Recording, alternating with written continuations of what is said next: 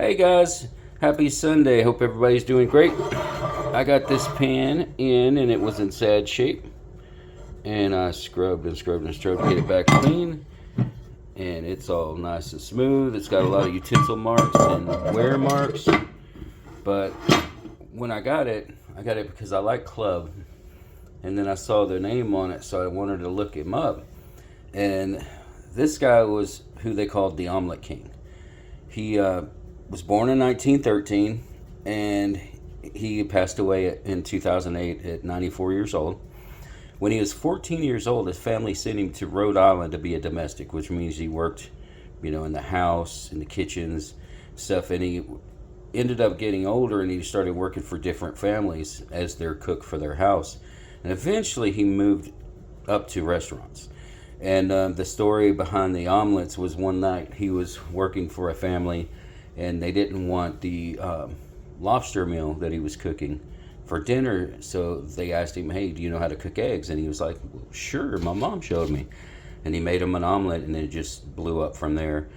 But he got to the point where he was working in a restaurant. He would go in, work from 8 p.m. to 3 a.m. in the morning. And he had an assistant that would sit there and put the butter and the spices in the pan and just hand him pans. And he got to where he was doing 180 omelets an hour. I could not imagine knocking out that many. But during the 60s, 70s, 80s, he was like the king. I mean, nobody had more people coming to him than him. And, just the omelet. I mean, omelets, I love omelets, so I can understand it. But, like I said, during the 60s, 70s, 80s, he was top of his game. And so, some of the people that he was doing it for was Marilyn Monroe, JFK, Princess Diana. So, I mean, he was, the celebrity chef back then. But the funniest thing that I read about him and I found out is they asked him about if he ever got tired of eggs because, that's what he cooked all the time.